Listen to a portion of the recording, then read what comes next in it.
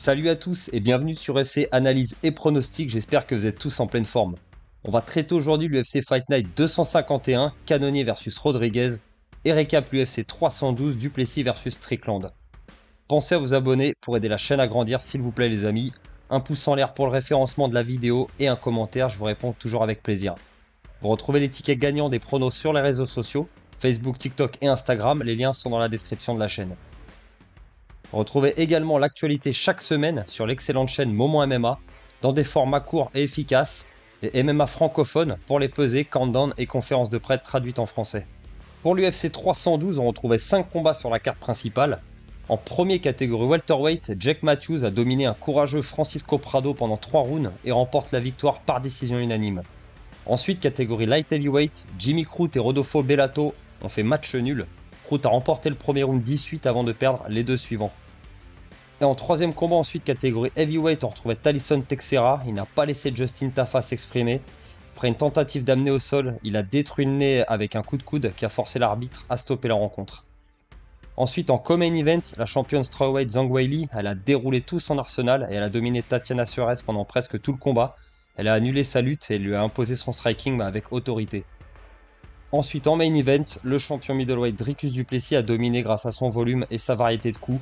Un Sean Strickland en manque de solution, qui s'est fait casser le nez mais a su tenir la distance jusqu'à la fin du combat. On termine donc à 3 sur 4 pour les pronos, avec un match nul. Matthews a donc dominé un Prado légèrement petit pour les welterweights. Tafa s'est malheureusement fait surprendre par la vitesse et l'agressivité du géant brésilien. Et les champions Weili et Duplessis ont conservé leur ceinture avec brio, face à des challengers dépassés techniquement et physiquement. L'UFC Fight Night 251, Cannonier versus Rodriguez se tiendra le 15 février dans la nuit du samedi au dimanche et on retrouve 6 combats à la carte principale. On retrouve en premier combat catégorie featherweight Conor Matthews contre José Delgado. Matthews il est américain, il a 32 ans, 7 victoires pour 2 défaites. Sur les 7 victoires, 1 finish par KO, 5 par soumission et 1 décision. Pour ces 2 défaites, il a perdu une fois par KO et une fois par décision. Son dernier combat, c'est une défaite donc contre Denis Buzukja, c'était au mois de mars 2024. Il est donc opposé à José Delgado. Delgado, lui, il est américain, il a 26 ans, 8 victoires pour une seule défaite. Sur les 8 victoires, il a 4 finishes par KO technique, 4 par soumission. Sa seule défaite, elle a été par décision.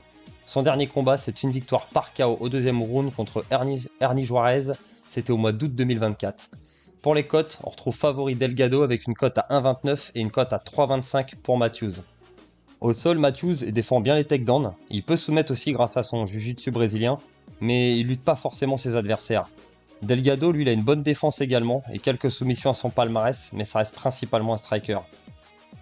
Du coup, Conor debout, il est assez agressif et son jeu en kickboxing est bien fourni. Il varie bien les zones de frappe, il a des contres assez efficaces et il a un bon coup d'œil. José, lui, c'est aussi un style agressif, il envoie beaucoup de kicks au corps et il a une bonne boxe. Donc les deux, ils ont un bon cardio, mais je donne l'avantage à Delgado pour la confiance avant la rencontre. Matthews, lui, il sort d'une défaite, il n'aura pas le droit à l'erreur. Donc je pense qu'ils vont tous les deux chercher à striker et chercher un finish par KO ou KO technique. Matthews il pourra éventuellement chercher à bloquer contre la cage si la tournure du combat ne va pas dans son sens. Mais je pense pas qu'il parvienne à s'en sortir de cette façon. Je vois Delgado capable de le surprendre avec sa vitesse de frappe, imposer son rythme, surtout sur une bonne partie du combat.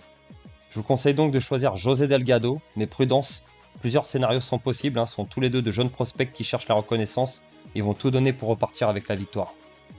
On retrouve ensuite en deuxième combat catégorie middleweight Rodolfo Vieira contre André Petroski. Vieira il est brésilien, il a 35 ans, 10 victoires pour 2 défaites. Sur les 10 victoires, on a un seul finish par KO technique et 9 soumissions. Pour ces 2 défaites, il a perdu une fois par soumission et une fois par décision. Son dernier combat, c'est une victoire par soumission au premier round contre Armen Petrosyan au mois de février 2024. Il est donc opposé à André Petroski. Petroski, il est américain, il a 33 ans, 12 victoires pour 3 défaites. Sur les 12 victoires, 4 finishes par KO technique, 4 soumissions et 4 décisions. Pour ces 3 défaites, il a perdu 3 fois par KO technique et une seule fois... il n'y a que 3 défaites du coup. Donc son dernier combat, c'est une victoire contre Dylan Budka, c'était au mois de septembre 2024, par décision unanime. Pour les cotes, on retrouve favori le brésilien avec une cote à 1,36 et une cote à 2,92 pour Petroski. Alors Vieira, il a de très bons takedowns, très puissants en single leg ou même contre la cage. Il utilise très bien sa puissance pour emmener ses adversaires au sol. Il a plusieurs soumissions à son arsenal grâce à son jiu-jitsu brésilien. Petroski, lui, il a un sol correct offensivement, mais plutôt moyen au niveau défense. Alors il sait maintenir son opposant au sol pour frapper, mais contrairement à Vira, il a eu peu de réussite sur ses tentatives de soumission. Le striking de Rodolfo, lui, par contre, c'est assez moyen. Il est plus à l'aise en grappling qu'en boxe, mais il reste tout de même assez puissant, même si son jeu il est plutôt limité. André Petroski, il est meilleur que le Brésilien, je pense, debout. Il a de bons kicks, mais il sert surtout de ses points pour attaquer, de sa boxe. Alors beaucoup de combinaisons, avec des 1-2 en ligne, avec pas mal de volume de frappe. Je pense que le Brésilien va rapidement chercher à amener Petrovski au sol. Il risque sinon de se faire dominer en pied-point. On se rappelle contre Saravov en 2020, il avait dégusté plusieurs front kicks dans la bouche avant de se décider à placer un takedown. Et contre Anthony Hernandez, il avait tenté l'amener au sol dès les premières secondes. Je pense qu'il va sûrement tenter de faire la même contre Petrovski. Chris Curtis, il avait battu Vira en imposant de rester debout et de striker. Je suis pas certain que Petrovski puisse faire de même. Il avait réussi quand même en 2022 à battre le très bon grappleur Gerald Meerschaert, mais s'il se retrouve dos au sol, il pourrait subir la position plusieurs minutes sans réussir à trouver la solution et perdre le combat à la décision. Ou même se faire soumettre en étranglement arrière s'il donne son dos dans une phase de grappling. Donc deux scénarios possibles selon moi. Soit le Brésilien impose son jeu au sol, soit l'Américain réussit à rester debout pour le punir avec ses frappes. Donc je penche légèrement en faveur du Brésilien pour sa puissance de takedown et la qualité de son JJB. Je vous conseille donc de choisir Rodolfo Vira, mais aussi de rester raisonnable sur vos mises. On retrouve ensuite en troisième combat catégorie lightweight Ismaël Bonfim contre Nazim Sadikov. Bonfim, il est brésilien, il a 29 ans, 20 victoires pour 4 défaites. Sur les 20 victoires, 9 finishes par KO ou KO technique, 4 par soumission et 7 décisions. Pour ces 4 défaites, il a perdu 4 fois par soumission. Son dernier combat, c'est une victoire par décision unanime contre Vince Pichel, c'était au mois de mai 2024. Il est donc opposé à Nazim Sadikov. Sadikov, il vient d'Azerbaïdjan, il a 30 ans, 9 victoires pour une seule défaite. Sur les 9 victoires, il a 6 finishes par KO technique, 2 soumissions et 1 décision. Sa seule défaite, elle a été par soumission. Son dernier combat, c'est un match nul contre Borchev. C'était au mois de novembre 2023. Pour les cotes, on retrouve favori le Brésilien avec une cote à 1,44 et une cote à 2,58 pour Sadikov. Alors Bonfim, il a une bonne défense face aux amenés au sol et un grappling assez correct avec son JJB.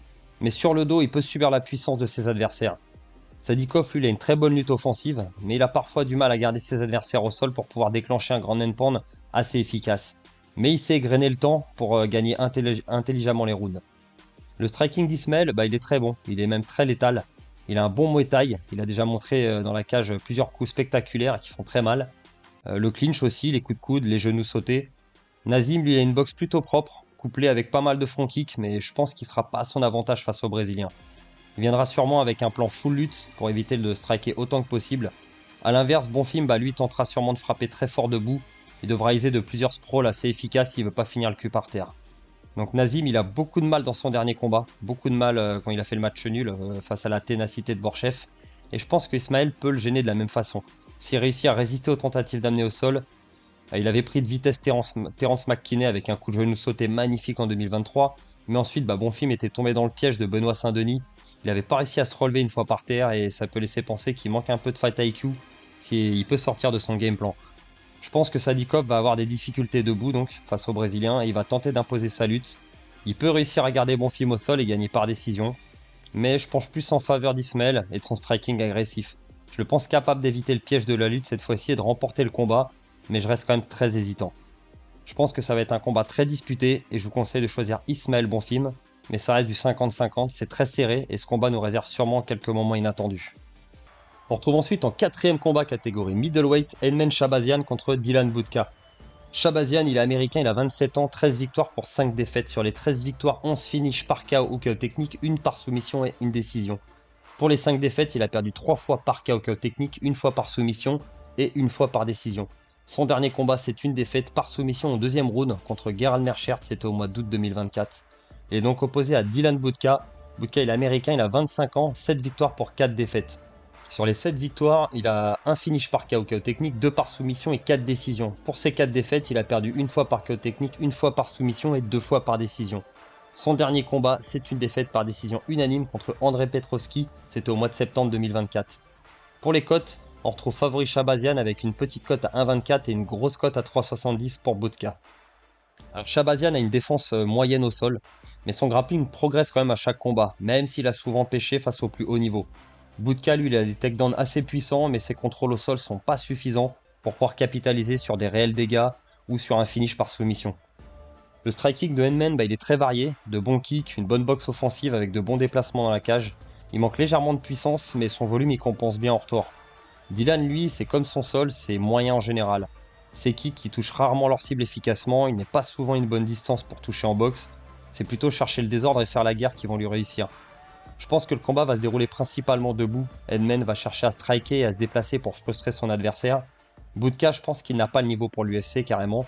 Il a vu certes deux adversaires difficiles pour ses débuts, mais même ses victoires au LFA sont pas très convaincantes non plus. Shahbazyan, lui, il a perdu 5 de ses 7 derniers combats, mais c'était face aux meilleurs de la catégorie. Des noms comme Derek Brunson, Jack Hermansson, Nassourdine Imavov, Anthony Hernandez, Gerald Merchert, sera que des top 15. Alors je pense que son expérience et son striking vont faire la différence face à un jeune Budka courageux mais dépassé techniquement. Je vous conseille donc de choisir Henman Shahbazyan, je pense que ça reste le choix le moins risqué. Et on retrouve ensuite en co-main event, catégorie featherweight, Calvin Kattar contre Youssef Zalal. Calvin Kattar, il est américain, il a 36 ans, 23 victoires pour 8 défaites. Sur les 23 victoires, 11 finishes par KO ou KO technique, 2 soumissions et 10 décisions. Pour ses 8 défaites, il a perdu une fois par KO technique, une fois par soumission et 6 fois par décision. Son dernier combat, c'est une défaite par décision unanime contre Aljamain Sterling à l'UFC 300 au mois d'avril 2024. Il est donc opposé à Youssef Zalal. Zalal, il est américain d'origine marocaine, il a 28 ans, 16 victoires pour 5 défaites. Sur les 16 victoires, 4 finishes par KO technique, 9 soumissions et 3 décisions. Pour ses 5 défaites, il a perdu 5 fois par décision. Son dernier combat, c'est une victoire par soumission au deuxième round contre Jack Shore, c'était au mois de novembre 2024. Pour les cotes, on retrouve favori Youssef Zalal avec une petite cote à 1,22 et une grosse cote à 3,90 pour Calvin Kattar. Alors Kattar est difficile à emmener au sol. Par contre, sa grande taille pour la catégorie facilite pas sa défense de takedown. Alors il défend bien, mais une fois dos au sol, il se retrouve souvent sans solution. Zalal, lui, il a un grappling offensif très dangereux. Il trouve la soumission dans différentes positions. Il sait placer des singles ou des double legs et insiste toujours jusqu'à trouver le moyen de mettre son adversaire par terre. Le striking de Calvin, c'est son meilleur atout. Il a beaucoup d'allonges, il a de bons déplacements, son jab et ses kicks sont percutants. Et il a un bon cardio, il encaisse aussi bien les coups. Youssef, lui, se déplace bien aussi dans la cage. Il a d'excellents retraits du buste, de bons contres. Il frappe fort avec les poings et les pieds. Et il est intelligent dans son approche du combat. Il suit un game plan et il rentre pas dans des guerres d'échange. Kattar devra tenter de rester debout pour boxer, beaucoup se déplacer et Zalal, lui, va devoir chercher le sol. Il a le niveau pour contrôler Calvin et tenter de le soumettre ou même d'échanger avec lui pendant les 3 rounds. Je pense que l'Américain parviendra pas à rester debout. Il finira tôt ou tard avec Youssef dans son dos ou en demi-garde. Il subira le grappling du Marocain et trouvera pas de solution pour se relever. Alors il a subi de nombreuses défaites face au top de la catégorie featherweight, sa guerre contre Max Holloway, son combat contre Josh Emmett, aussi contre Arnold Allen ou même l'ancien champion Aljamain Sterling. A l'inverse, Zalal, lui, il est sur 6 victoires d'affilée avec 6 finishes. La confiance chargée à bloc, donc face à un Kattar hésitant, à déjà 36 ans, ça me fait pencher en faveur du combattant d'origine marocaine. Je vous conseille donc de choisir Youssef Zalal, je pense que ça reste le choix le moins risqué. Et on retrouve en main event, catégorie middleweight, Jared Cannonier contre Grégory Rodriguez. Cannonier, l'américain, il a 40 ans, 17 victoires pour 8 défaites. Sur les 17 victoires, 10 finishes par KO technique, 2 décisions et 2 soumissions et 5 décisions. Pour ces 3 défaites, il a perdu 3 fois par KO technique et 5 fois par décision. Son dernier combat, c'est une défaite par décision unanime contre Caio Borralho au mois d'août 2024. Il est donc opposé à Grégory Rodriguez. Rodriguez, il est brésilien, il a 32 ans, 16 victoires pour 5 défaites. Sur les 16 victoires, 10 finishes par KO technique, 3 soumissions et 3 décisions. Pour ses 5 défaites, il a perdu 3 fois par KO ou KO technique et 2 fois par décision. Son dernier combat, c'est une victoire par décision unanime contre Christian Leroy Duncan au mois de juillet 2024. Pour les cotes, on retrouve favori le brésilien avec une cote à 1,40 et une cote à 2,73 pour l'américain.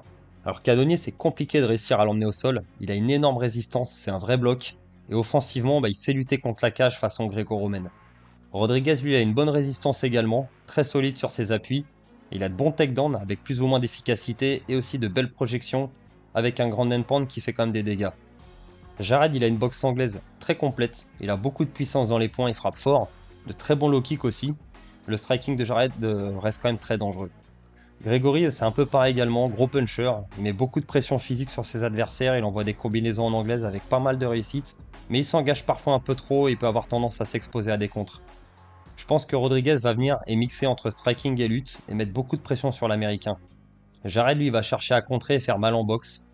Il peut éteindre Rodriguez, on a déjà vu le brésilien tomber en 2023 contre le tank Bruno Ferreira. Cannonier, donc lui, reste sur 2 défaites contre les 2 stars montantes chez les middleweight, Nassourdine Imavov et Caio Borralho. Donc grosse expérience pour Jared qui a affronté les meilleurs depuis 5 ans et n'a pêché que contre le haut du tableau. Et c'est le plus gros combat de sa carrière par contre pour le Brésilien. Après il reste sur 3 victoires d'affilée, il est en confiance. Mais je pense que Jared, malgré ses 2 défaites, est toujours confiant dans sa tête et conscient qu'il a toujours le plus haut niveau à son âge, quoi. Donc je pense légèrement en faveur du Brésilien. Il a été très efficace et expéditif dans ses derniers combats. À l'inverse de Jared qui avait quand même l'air hésitant face à Borralho, il n'a pas montré grand chose pendant les 25 minutes de combat. Je vous conseille donc de choisir Grégory Rodriguez, mais attention, Cannonier reste un adversaire dangereux avec plein d'expérience. Voilà les amis, on a terminé, j'espère que ces pronos vont être les bons et qu'il ne va pas y avoir de changement sur la carte principale. Si jamais cela se produit, je vous les mettrai en commentaire épinglé. On se retrouvera du coup la semaine prochaine pour traiter l'UFC Fight Night 252, Cerudo versus Song. On aura également Brandon Allen contre Anthony Hernandez, aussi Jean Silva ou encore Curtis Blade et Edson Barboza. Il me reste plus qu'à vous dire de faire très attention avec les paris sportifs, c'est dangereux et risqué. Jouez toujours de façon ludique et réfléchie, de l'argent que vous pouvez vous permettre de perdre. Si jamais vous êtes en détresse d'argent, n'hésitez pas à appeler le numéro qui est affiché à l'écran pour vous faire aider. Et ça reste bien entendu interdit aux moins de 18 ans. Sur ce, je vous souhaite une excellente soirée, je vous dis à la semaine prochaine. Ciao à tous!